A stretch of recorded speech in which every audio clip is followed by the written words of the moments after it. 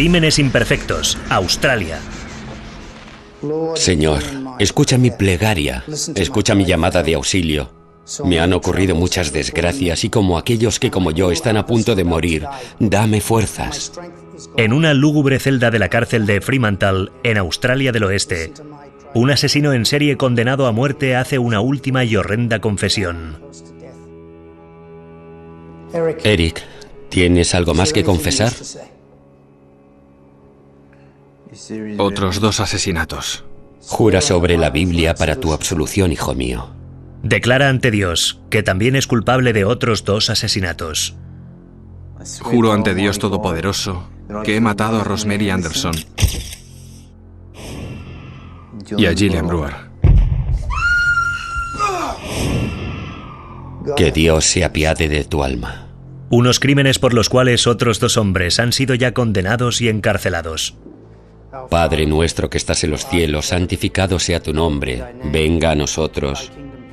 A las 8 en punto de la mañana del 26 de octubre de 1954, se abre la trampilla y uno de los asesinos en serie más prolíficos de Australia se dirige hacia la muerte.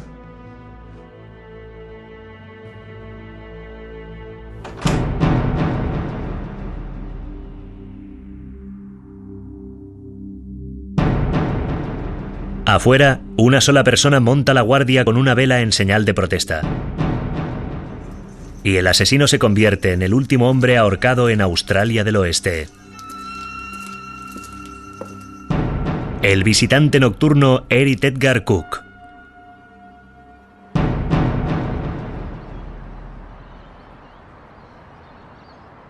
En Perth, la capital de Australia del Oeste, el río Swan desemboca en el Océano Índico, donde un intenso oleaje rompe en extensas playas doradas.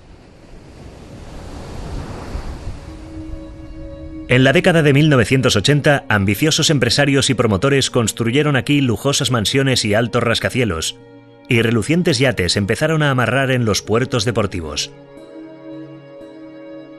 Pero antes de todo esto, hubo un tiempo, a principios de los años 60, cuando no era más que una pequeña ciudad de provincias.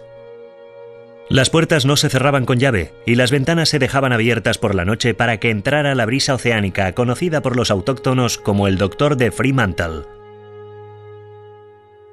En aquella época, Perth tenía el tamaño aproximado de la Hobart actual, una población de 500.000 habitantes. Todo era pequeño y sencillo, muy íntimo.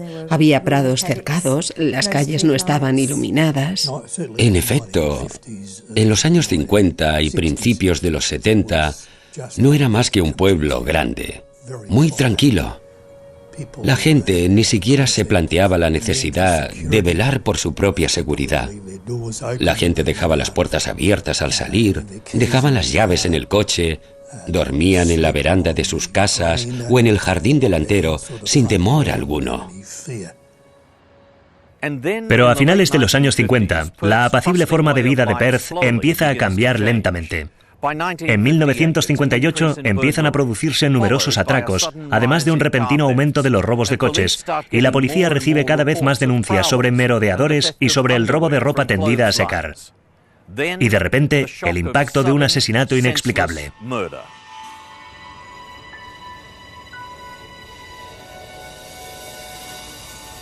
Son las 2:30 de la mañana del 29 de enero de 1959. Penina Bergman, una mujer divorciada de 33 años, duerme en su apartamento del sur de Perth. Un ladrón armado con un cuchillo de buzo robado se ha introducido en la casa y avanza sigiloso hacia el dormitorio.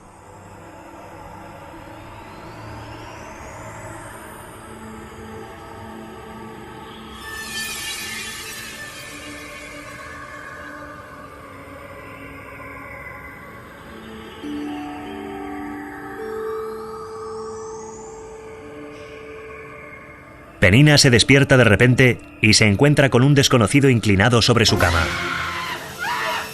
¡Fuera de aquí! El intruso agarra a la mujer. ¡Fuera de aquí! Ella le clava las uñas en la mejilla y le propina un fuerte arañazo. Zorra. Incapaz de controlar a la mujer, el ladrón le clava el cuchillo en la cara.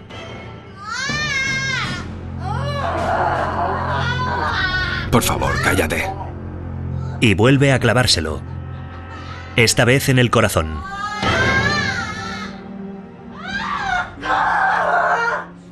Mientras Penina exhala su último aliento, el asesino desaparece en la noche.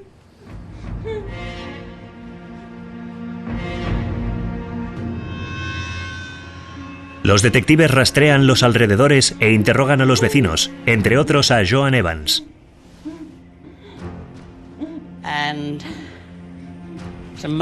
Oí gritos y gemidos y desperté a mi marido. Le dije que tenía miedo, que acababa de oír un grito espantoso. Pero él me dijo que me durmiera de nuevo, que solo había sido una pesadilla. Y entonces oí un coche que se alejaba. Oí el repartidor de la leche, las botellas que se entrechocaban y el ruido de un coche que se alejaba. Pero no creo que fuera el vehículo del repartidor de la leche. Creo que era otro coche, pero no pude decirle a la policía de qué tipo de coche se trataba. A pesar de una intensa investigación, la policía no obtiene resultado alguno y está muy lejos de imaginar que solo se trata del primero de una serie de terribles crímenes, todos ellos cometidos por un hombre, cuyos asesinatos sembrarán el terror en la ciudad de Perth.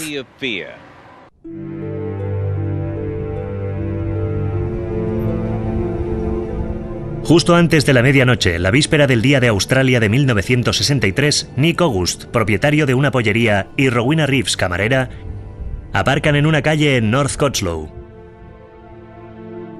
¿Te apetece una copita? Me encantaría, gracias. ¿Por qué no? La cena ha sido estupenda.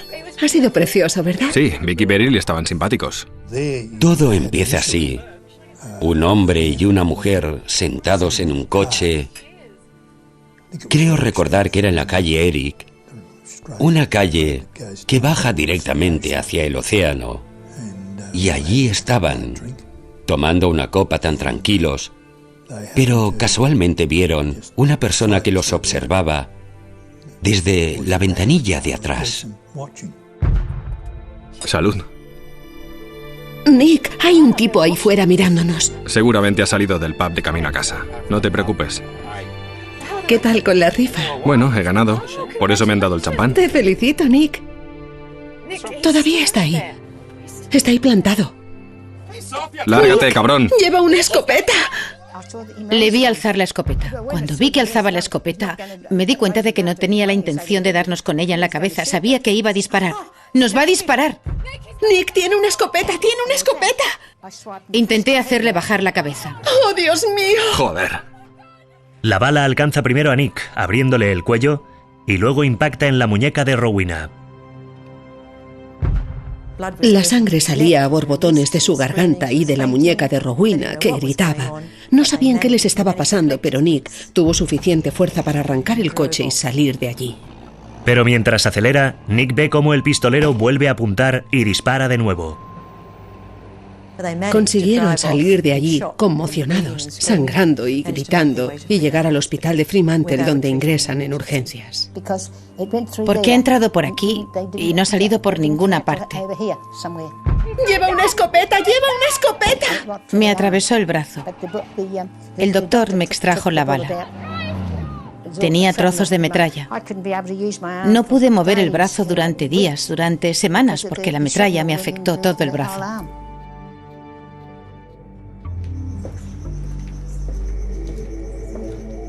Tras ese intento de asesinato frustrado, el pistolero sale en busca de otras víctimas. Con el arma firmemente agarrada, regresa andando hacia la cercana calle Broome, donde tiene aparcado su coche robado.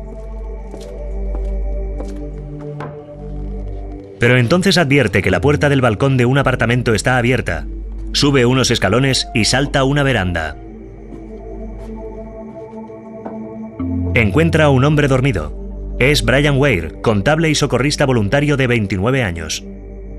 Desde 1 metro de distancia, el asesino alza el rifle y le dispara en la cabeza. El impacto del disparo hace saltar a Brian. Vuelve a caer atravesado en la cama, con la cabeza colgando y la sangre goteando en el suelo.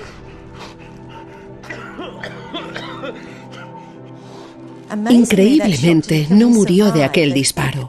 Creo que sobrevivió porque le hizo saltar hacia atrás y cayó con la cabeza colgando de la cama. Por eso quizá la sangre fue expulsada en lugar de anegarle los pulmones. No sabemos cómo consiguió sobrevivir, pero lo hizo. El pistolero regresó rápidamente a su coche robado y se marchó de allí. En el cercano barrio acomodado de Nedlands, junto a la carretera de Stirling, aparcó y entró de nuevo en la noche. Anda en busca de alguien a quien matar.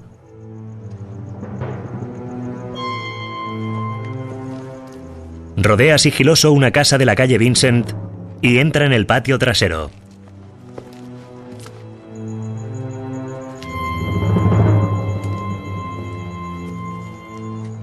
Allí encuentra al estudiante de 19 años John Starkey durmiendo en la veranda para escapar del calor de la canícula.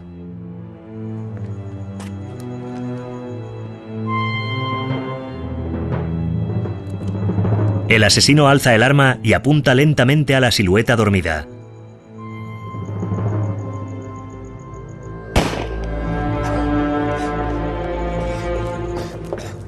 Dispara a bocajarro contra la cabeza del joven. Luego desaparece de nuevo en la oscuridad. Media hora más tarde, un compañero de John Starkey despierta al oír unos extraños gorgoteos y se lo encuentra mortalmente herido. Cuando llega al hospital de Perth, solo pueden constatar su fallecimiento. Pero los asesinatos aún no han terminado. El pistolero elige una casa cercana y se acerca a la puerta de entrada. Se la encuentra cerrada y llama al timbre.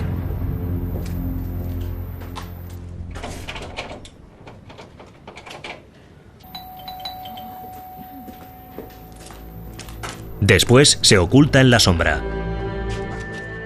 Esta vez esperará que la víctima vaya hacia él. Se enciende una luz. ¿Hola? Por Dios. George Wamsley, de 54 años, abre la puerta con los ojos somnolientos.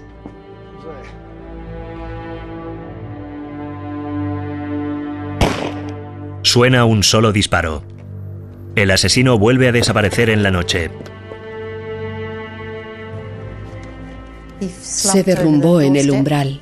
Su mujer y su hija, que dormían en la casa, lo oyeron y lo vieron. Gritaron y llamaron a una ambulancia. Rápidamente fue trasladado al hospital, todavía con vida. Los cirujanos estuvieron operándole durante 1 hora para intentar salvarle la vida, pero murió en el quirófano 1 hora más tarde. El pistolero condujo el coche robado hasta el puente Narrows y tiró el rifle al río Swan. Luego abandonó el coche robado y regresó a su casa, como si no hubiera pasado nada.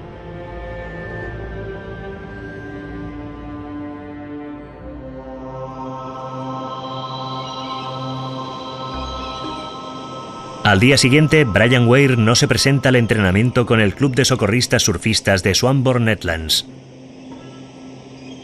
Su compañero de equipo, Len Bath, va a buscarle. Antes de verle, le oí. Producía un sonido. Una especie de ronquido. Intentaba respirar, supongo.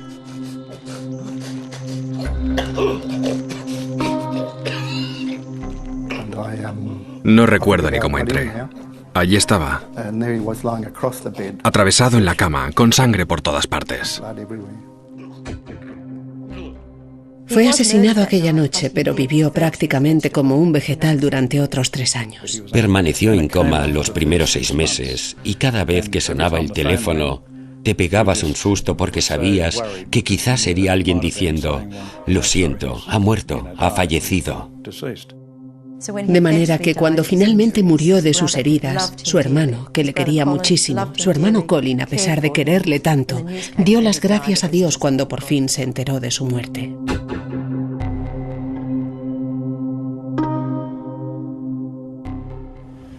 El domingo por la mañana, Perth despierta con la noticia de que un pistolero enloquecido ha asesinado a 2 ciudadanos a sangre fría y herido gravemente a otros 3. En 1963, esa orgía criminal era algo sin precedentes en la ciudad. Cuando empiezan a saberse los detalles de los asesinatos, su carácter aleatorio y sin motivo, los ciudadanos de Perth se dan cuenta de que cualquiera de ellos puede ser el próximo blanco.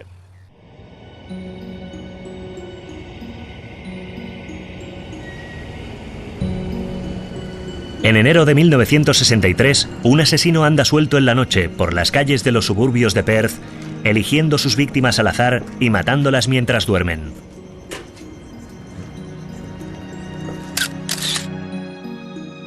Los expertos en balística de la policía comprueban que las 2 personas asesinadas y las otras 3 heridas han sido atacadas por el mismo demente en un delirio asesino en plena noche.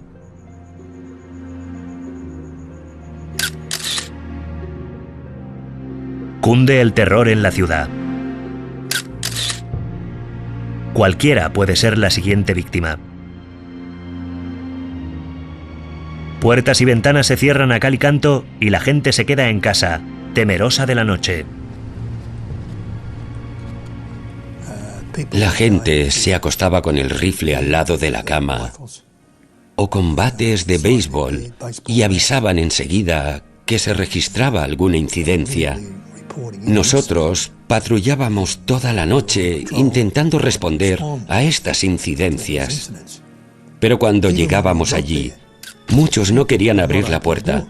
Aunque hubieran llamado a la policía, no creían que fuéramos policías. Perth cambió para siempre ese fin de semana. Convertimos nuestras casas en fortalezas, cerramos puertas y ventanas. Hacía un calor espantoso aquel verano y todavía no se había popularizado el aire acondicionado. ¿Quién está ahí? Con tan solo unas cuantas balas y ningún móvil aparente, la policía carece de pistas sólidas en su investigación. ¡Salud! Solo hay 2 testigos. Las primeras víctimas, Nick August y Rowena Reeves. ¡Lárgate, cabrón! Nick, lleva una escopeta, lleva una escopeta. Como último recurso, la policía monta una reconstrucción del tiroteo. ¡Rápido! ¡Arranca! Un agente de policía, que más tarde fue ascendido a inspector, tuvo que hacer de asesino, con un mocho en lugar de la escopeta. Aquel individuo, Nick August, tuvo que sentarse de nuevo en el coche, exactamente en el mismo lugar y el mismo momento, y el agente de policía movía el mocho y decía: mira, no puedes verme, pero en realidad sí podía distinguirlo. Había suficiente luz para ver su silueta. La prensa local difunde la noticia de la reconstrucción y el nombre de los 2 testigos. Rowena y su familia se dan cuenta de repente de que el asesino no tan solo sigue suelto, sino que además ahora conoce el nombre de los únicos testigos. Estaba convencido de que cualquier noche nos matarían a tiros, que alguien saltaría la verja y nos asesinaría a todos para no poder hablar. En toda la ciudad se incrementan las patrullas y detectives de paisano recorren las calles de noche. El pistolero podía volver a disparar en cualquier lugar, en cualquier momento. Pero entonces, el asesino decide subir el listón de su terrible juego.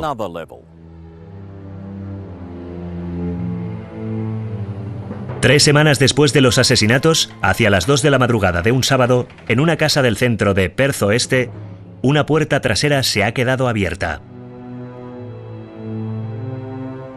2 mujeres jóvenes duermen en sus respectivos dormitorios y un hombre entra y empieza a buscar sigiloso cualquier tipo de objetos de valor.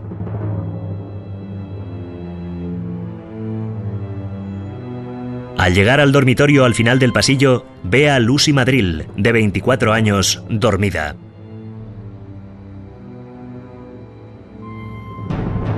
Al acercarse a la cama, el hombre tropieza con una foto enmarcada y la chica se despierta. El hombre se lanza hacia ella y antes de que pueda gritar, la lanza sobre la cama.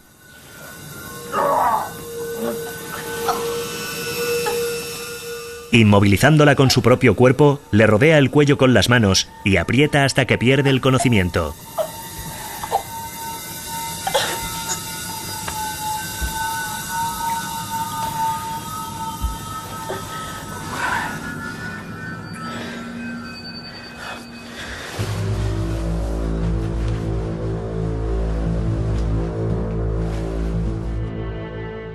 Arranca el cordón de una lámpara junto a la cama y se lo ata alrededor del cuello.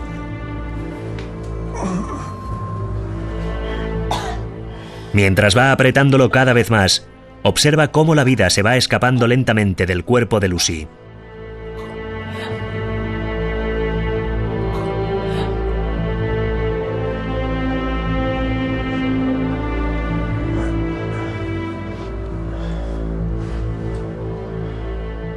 Luego viola el cadáver. antes de arrastrarlo al exterior, hasta el césped de una casa vecina.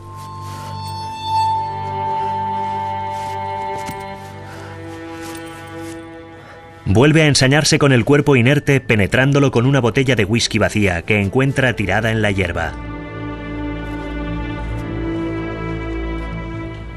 Al día siguiente, los vecinos encontrarán a Lucy Madril abrazada a la botella de whisky. El cruel atrevimiento del asesino, que ha dejado deliberadamente el cadáver a la vista de todo el mundo, asombra a la policía. Normalmente, los asesinos que acaban de cometer un acto prefieren huir lo más lejos posible del escenario del crimen y se marchan rápidamente tras haberlo cometido.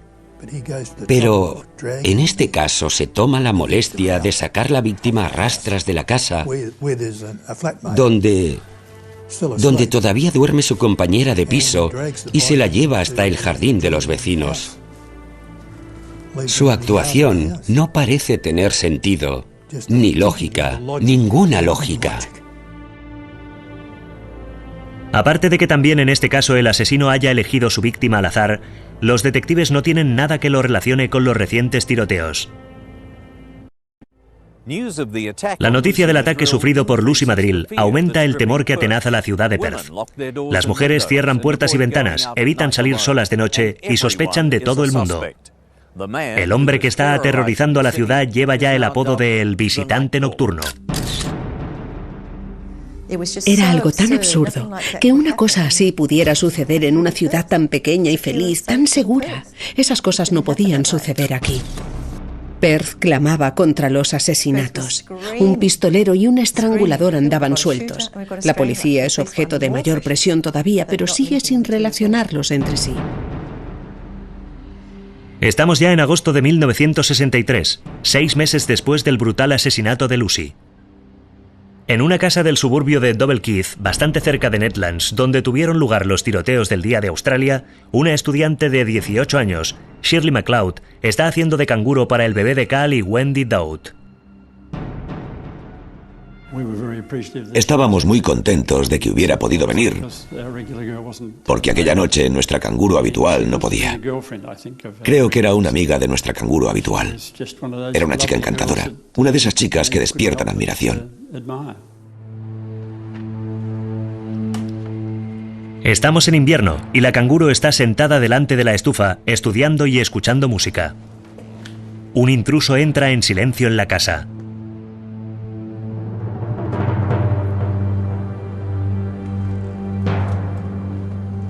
Se va acercando a la luz en lo alto de las escaleras.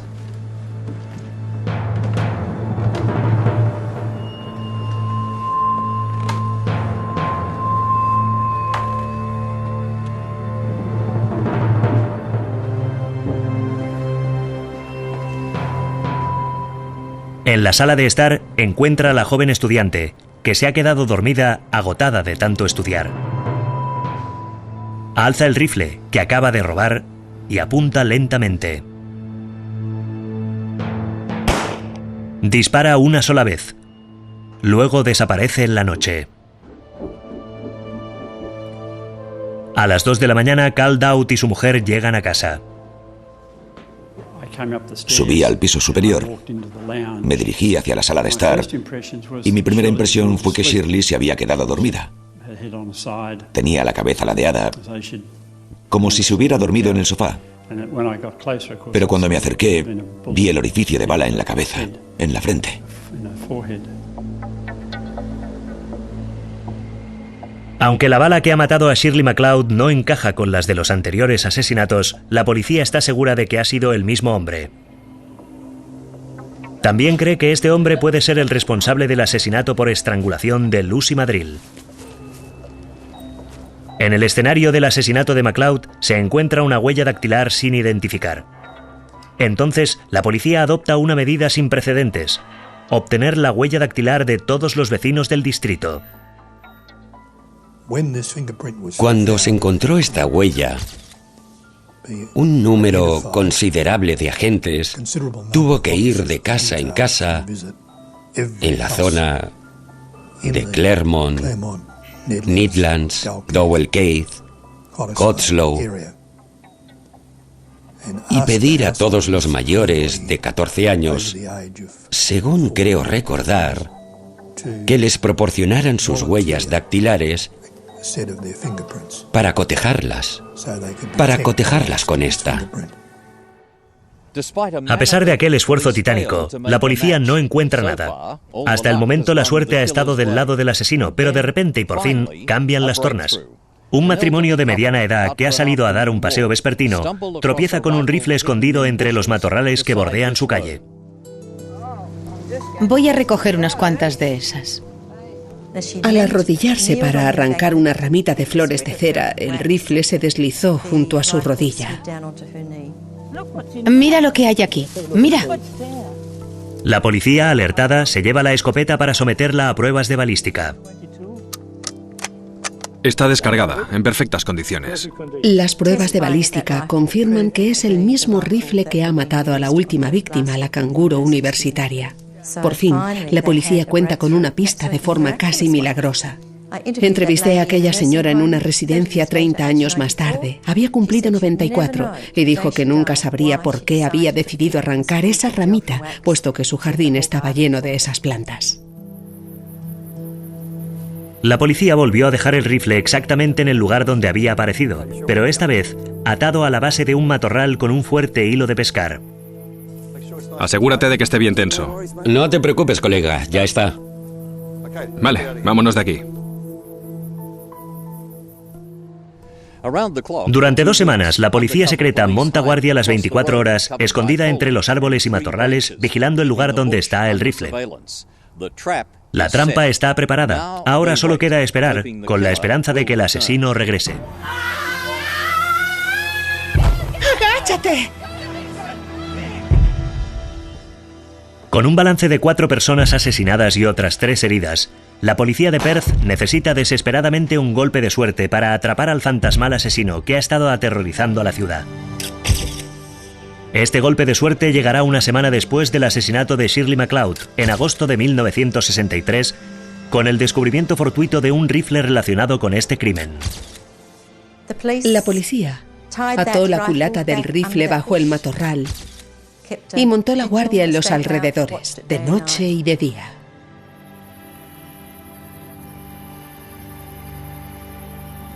La policía espera pacientemente en su escondrijo camuflado durante 2 semanas.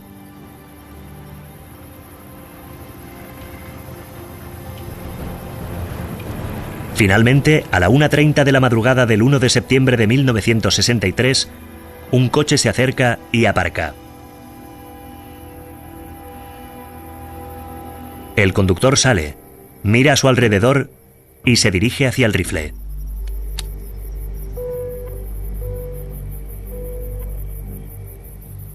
En el momento de agacharse para cogerlo, los agentes entran en acción. ¡Policía! ¿Qué estás haciendo aquí? Solo quería orinar. Ya, seguro que sí. Vamos. Un cartucho del calibre 22 hallado en su coche encaja con las pruebas de balística realizadas con el rifle. El hombre será rápidamente identificado, y aunque no pueden relacionarle con todos los asesinatos, los investigadores están seguros de que por fin el visitante nocturno está entre rejas. Se llama Eric Edgar Cook. Nacido en 1931, Eric Edgar Cook es el primogénito de los 3 hijos de Thomas Cook y su esposa Christine. El muchacho está aquejado por un prominente labio leporino y el paladar hendido, una deformidad que le acarrea el desprecio de su padre. Su padre era un alcohólico violento que tuvo que casarse porque su madre estaba embarazada de Eric. No estaba preparado para ser padre, ni siquiera para estar casado, y menos para tener un hijo con una deformidad. Además de su intolerable vida familiar, los demás chicos también se burlan constantemente de él en la escuela. Creció como un chico solitario y sin amigos. Su infancia fue muy desgraciada, tanto en casa como en la escuela, y quedó resentido para siempre con quienes tenían más suerte que él. Tras abandonar la escuela con 14 años, Eric se buscó un trabajo y para evitar la violencia constante en su casa, se pasaba gran parte del tiempo afuera, robando en casas y apartamentos. No tenía vida social. Sus coetáneos se burlaban de él, de manera que solo deseaba conseguir dinero o fama o convertirse en alguien capaz de gastar mucho dinero, por lo que tenía que robar para contar con más dinero que los 5 chelines que su madre le daba como propina por su trabajo. En 1949 le pillaron robando en una casa y descubrieron que sus huellas dactilares estaban relacionadas con una serie de atracos. Pasó entonces 3 meses aquí, en la cárcel de Fremantle. Creo que fue a partir de aquel momento, cuando le atrapamos con las huellas dactilares, cuando empezó a ponerse guantes de vez en cuando. A los 22 años conoce a una camarera de 17 años, devota católica, llamada Sally Leiban, y se casan. Tuvieron 7 hijos, pero él seguía siendo un vagabundo, robaba. En realidad no podía dejar atrás su vida criminal, a pesar de tener ahora una mujer que le quería, una vida familiar estable, todo lo que le había faltado en su infancia. Creo que ya estaba todo demasiado arraigado. Todavía quería más poder, más ego. Todavía quería vengarse de la sociedad. Tras su detención, la policía traslada a Eric Cook a la comisaría de Perth, donde es oficialmente acusado del asesinato de la canguro Shirley MacLeod. La policía tiene buenos argumentos para retenerle, pero sigue sin tener nada que le identifique con el visitante nocturno. Tenían el rifle con el que habían matado a la última víctima. Habían encontrado un cartucho en la parte de atrás de su coche. Estaba muy claro que era el culpable. Había regresado a buscar el rifle, sabía que estaba allí. Al principio, Cook solo admite detalles del asesinato de Shirley MacLeod y 2 atracos y robos. Finalmente, el detective Max Baker explota. De repente tuve un arrebato y dije, ya he tenido suficiente. Él estaba comiéndose su arroz con curry y de repente le dije, Cookie, te van a ahorcar, ¿sabes? De esto puedes estar seguro. Tienes una mujer y unos hijos. Piensa en ellos y piensa si prefieres que te arrastren hasta el patíbulo como un perro sarnoso o si prefieres ir a la horca como un hombre. Pasaron unos segundos y me contestó, de acuerdo, señor Baker, ¿qué quiere saber? Yo agarré el bolígrafo que llevaba en el bolsillo y le dije, lo que quiero saber, Eric, es si disparaste a George Walmsley y a todos los demás aquella noche. Y me dijo, sí, fui yo. Soy el tipo que andaban buscando. Cuando se dio cuenta de que estaba perdido, confesó ser el autor de los tiroteos y confesó todos los crímenes de su vida. La policía pasó 3 semanas recorriendo con él la ciudad de Perth para que les enseñara los lugares donde había cometido sus crímenes a lo largo de los años. Los detectives se quedan atónitos con la larga lista de horrendos crímenes que Cook va confesando. Confiesa haber atropellado y herido a varias mujeres con distintos coches robados. El primer accidente del que huye al momento es el atropello de Nell Schneider, una mujer de 26 años que regresaba a su casa en bicicleta en septiembre de 1958.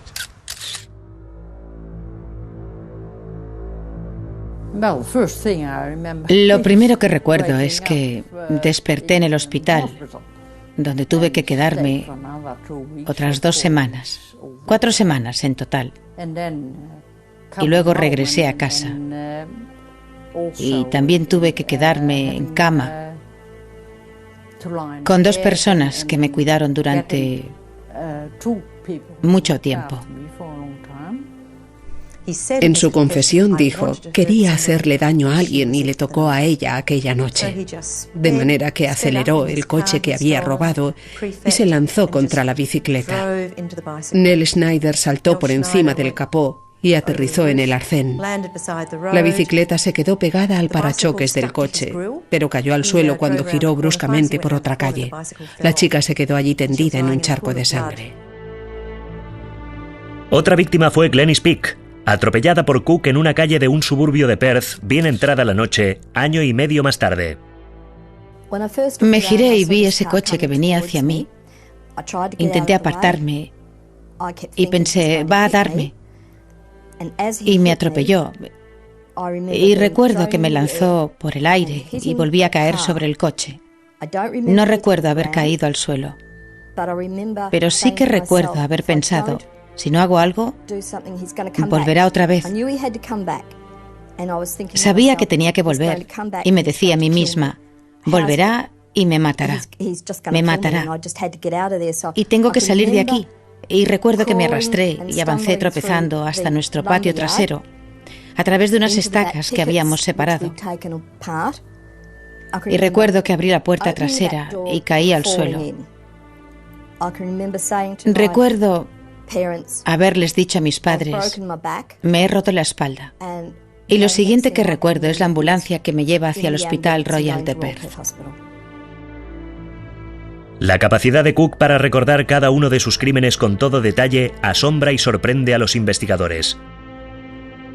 Incluso les muestra el lugar exacto donde había tirado la escopeta robada que utilizó en los asesinatos del Día de Australia. Recordaba la cantidad que había sustraído de cada bolso. Robé un billete de 10 chelines y 2 monedas de 1 chelín y 3 monedas de 6 peniques. Y era la cantidad exacta. El lujo de detalles era simplemente increíble. Me dijo: robé en aquella casa de allí. Le dije: ¿ah, sí? ¿Y qué hiciste? Y me contestó: bueno, estaba allí y entonces vi como el coche entraba en el camino de entrada y se encendieron las luces y luego se encendieron las luces en la parte de atrás. De manera que me acerqué y eché un vistazo y luego entré directamente por la puerta principal. Y yo le pregunté: ¿y qué es lo primero que viste? Bueno, las alfombras en el suelo, un cuadro en la pared, unas flores en un rincón. Entonces pasé a la cocina y vi una cartera en una de las encimeras. Sabía que ellos todavía estarían un rato en la parte de atrás. Entonces agarré el dinero de la cartera y me fui.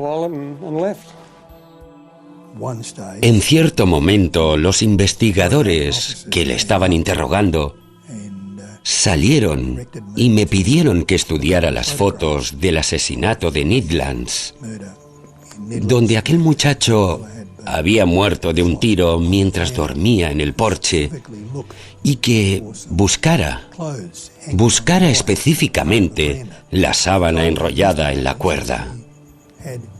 Había contado a los investigadores que había enrollado deliberadamente la sábana en la cuerda para facilitar el disparo. Miré aquellas fotos y, en efecto, una de las fotos de la policía científica se veía la sábana enrollada. Tras semanas de detalladas confesiones, la policía decidió finalmente que no era preciso seguir documentando la asombrosa carrera criminal de Cook. Al final se rindieron. Había tantos atracos, tantas casas, que renunciaron a anotarlo todo. Pero entre los centenares de atracos y centenares de coches robados, miles probablemente, también confesó 22 crímenes violentos. Le cogió el gusto desde el primer momento.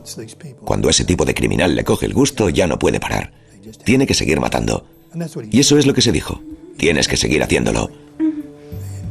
Había probado el poder absoluto de decidir sobre la vida de sus víctimas. Yo sabía que robaba, porque le habían pillado bastante a menudo. Le habían detenido por pegar a un mirón y le habían detenido por andar merodeando. Pero nunca sospeché que hubiera matado a nadie. Los numerosos crímenes de Eric Cook le sitúan entre los peores criminales de la historia de Australia. Pero entonces, Cook confiesa ser el autor de otros 2 asesinatos, por los cuales 2 hombres inocentes han sido ya condenados y encarcelados. Uno de ellos es el asesinato y mutilación de la heredera de 21 años, Gillian Brewer.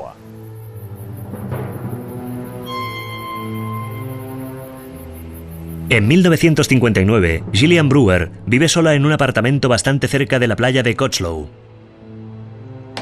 Tras seguirla en secreto durante muchas noches, Cook elige cuidadosamente el momento para atacar a la atractiva joven. Como siempre, roba primero el arma del crimen. Esta vez es un hacha de una casa vecina.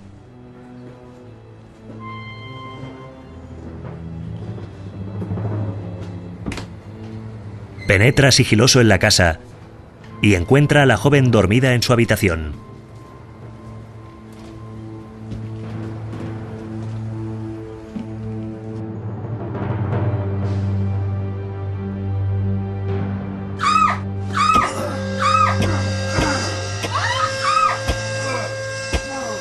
Deja caer una y otra vez el hacha sobre la víctima.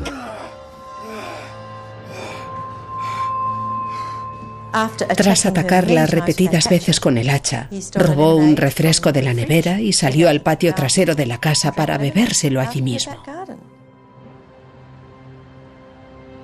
No contento con haber destrozado a hachazos el cuerpo de su víctima, Cook regresa al dormitorio de Gillian Brewer y le clava repetidas veces unas tijeras. La policía encontrará las 2 herramientas del crimen en el lugar de los hechos. 18 meses más tarde, un sordomudo de 19 años llamado Darryl Beamish es detenido y se declara culpable de varios delitos sexuales menores. Estaba en el calabozo esperando su sentencia aquella tarde cuando los detectives de Perth dijeron: es un pervertido sexual, debe haber matado a Gillian Brewer. Y retuvieron a aquel adolescente de 19 años, sin familia, sin asistencia legal. Le retuvieron hasta que le arrancaron la confesión de haber matado a Gillian Brewer. Darryl Beamish es declarado culpable de asesinato y condenado a cadena perpetua. El otro asesinato confesado por Cook es el atropello mortal de Rosemary Anderson, de 17 años, en febrero de 1963. La policía sospecha de su novio, John Button, y le detiene para interrogarle. Yo cumplía 19 años aquel día, y durante la noche empezamos a pelearnos, y Rosemary decidió marcharse andando a su casa. Yo la seguí en mi coche intentando pedirle perdón. Me detuve un momento y dejé que desapareciera tras cruzar el túnel del tren en la oscuridad. Al cabo de un rato decidí intentarlo de nuevo, y al avanzar me la encontré tirada en la cuneta, tirada en la arena, a unos 4 metros del borde de la carretera, con una gran herida en la frente. Manaba tanta sangre que ya había formado un charco enorme. De manera que, sin pensarlo, la cogí. Me la llevé corriendo a la consulta de un médico que sabía estaría abierta. En cuanto llegué a la comisaría, hice una declaración sobre lo sucedido, lo mejor que pude, pero entonces apartaron la declaración a un lado. Dijeron: no es eso lo que queremos, queremos una confesión. Y toda su actitud cambió por completo. ¿Por qué lo hiciste? ¿Por qué la atropellaste? Claro que has sido tú.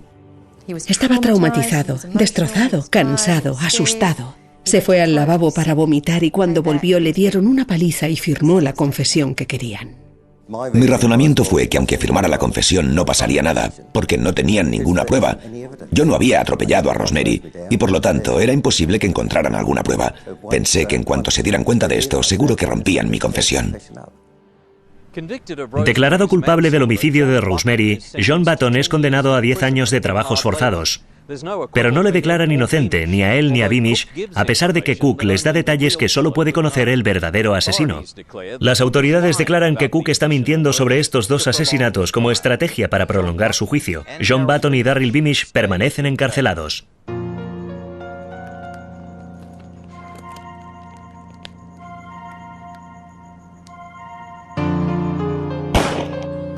En una orgía asesina sin precedentes en la historia de Australia, un hombre, Eric Edgar Cook, ha canalizado su odio contra el mundo atacando y asesinando a ciudadanos inocentes. Durante más de 4 años, su reinado del terror ha convertido lo que antes era una pacífica y amable comunidad en una ciudad atenazada por las sospechas, donde la gente vive ahora con las puertas cerradas. Para acelerar el proceso, Eric Cook solo será juzgado por uno de sus asesinatos, el del estudiante John Starkey. Cook se declara inocente, alegando enajenación mental. Pero tras deliberar tan solo 1 hora, el jurado le declara culpable de asesinato y es condenado a la horca.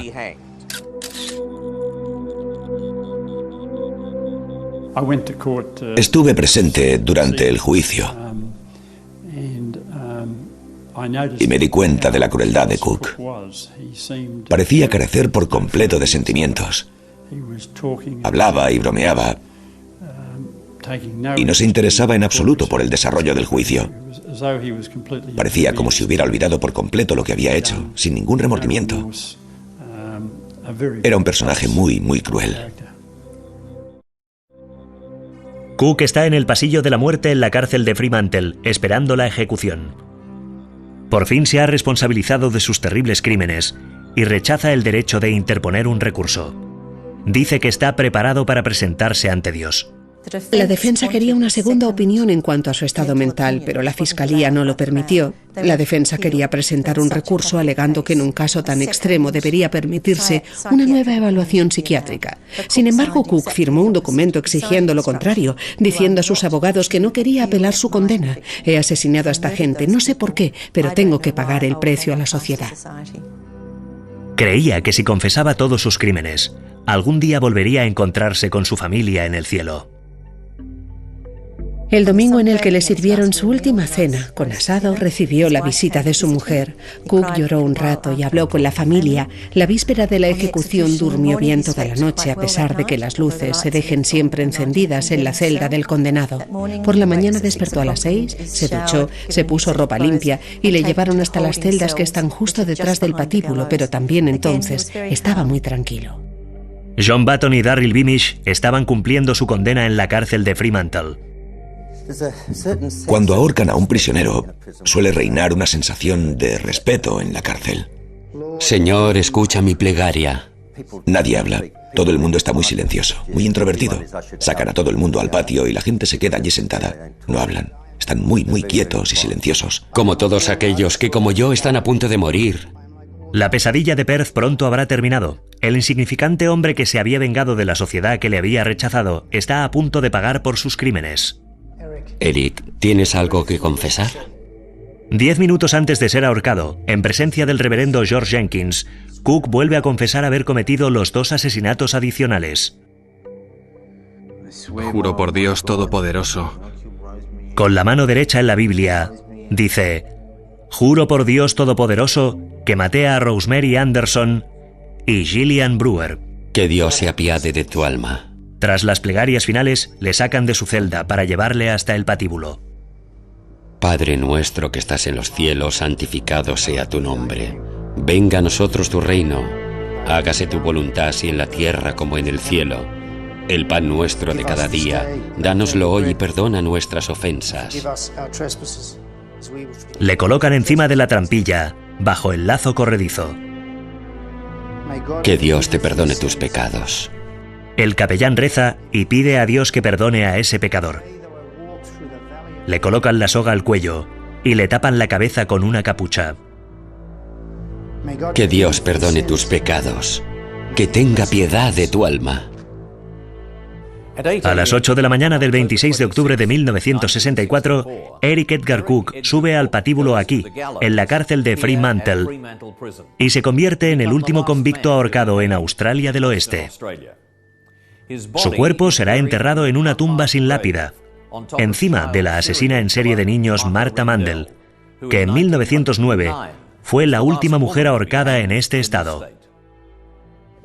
No se oye ningún ruido del patíbulo. La horca está al otro lado del muro del patio principal de la cárcel, donde estábamos nosotros. Pero en el tejado del patíbulo hay palomas y gaviotas. Cuando ahorcan a alguien, cuando se abre la trampilla, los pájaros alzan el vuelo de repente. Y así sabíamos que alguien acababa de ser ahorcado. A sus espaldas, Eric Cook deja un dolor indescriptible para las familias, seres queridos y amigos de las personas que ha matado. Todo porque, como dijo él mismo, quería hacerle daño a alguien. Acerca de los asesinatos la noche del Día de Australia dijo: tenía 55 balas en el rifle. Menos mal que no utilicé las otras 50, ¿verdad? Antes de subir a la horca, Cook ha aparecido como testigo ante el Tribunal de Apelación de John Button y Darryl Beamish, pero su confesión no ha servido para la absolución de ambos. Había ciertos detalles que solo podía conocer la persona que había matado a Rosemary, pero siguieron sin creerme. Button salió en libertad condicional tras cumplir 5 años de su condena de 10 años, y Darryl Beamish estuvo 15 años en la cárcel. Finalmente, y tras luchar por su inocencia durante más de 40 años, las autoridades cedieron, y los 2 hombres fueron oficialmente indultados. El juez manifestó que había sido una terrible injusticia y que con toda probabilidad Cook había sido el autor de los crímenes. Con estos 2 crímenes, junto con el asesinato del socorrista Brian Weir, que murió unos años después de que Eric Cook le disparara, Los asesinatos del criminal llegaron a 8. Creo que Eric lo resumió muy bien. No quería apelar su sentencia. Quería morir. Creía que debía morir. Creía que era un monstruo. Su maldad era evidente. Nadie mata a la gente tal como él lo hizo y olvida luego a todos los asesinados. A todas esas mujeres brutalmente violadas. Había tanta crueldad en los actos que perpetró con esas muchachas. Era malvado y merecía morir, sin la más mínima duda. Causó tanto daño a tanta gente y sin ningún motivo en absoluto. Nunca habría sido un preso rehabilitado, útil para la sociedad. Solo era alguien intrínsecamente malo. Creo que su ejecución devolvió algo de paz a la gente. Todavía hoy en día, quienes vivieron aquellos tiempos terribles, cuando un asesino merodeaba por las calles, siguen advirtiendo a sus nietos que cierren las ventanas por la noche, por si viene Cookie.